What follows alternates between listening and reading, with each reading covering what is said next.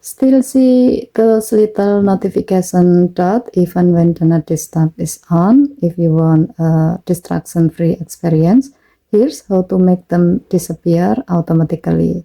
Let's see how to hide or show app icon pages whenever the not disturb is enabled on your Galaxy S25 Ultra. To do so, go to Setting, swipe down from the top right corner of the screen to open up the Quick Settings panel, and then tap Settings icon. Scroll down the screen, tap Notification, tap Do Not Disturb. Next, tap Hide Notification. Under when the screen is on, turn on or off Hide App Icon Pages. When this option is on, the small dot showing unread notification will disappear while the not disturb is active, giving you a cleaner, quieter experience.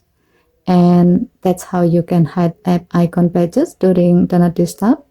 It's simple but perfect for keeping your focus. Okay, thank you for watching. Please help to like and subscribe. Have a nice day.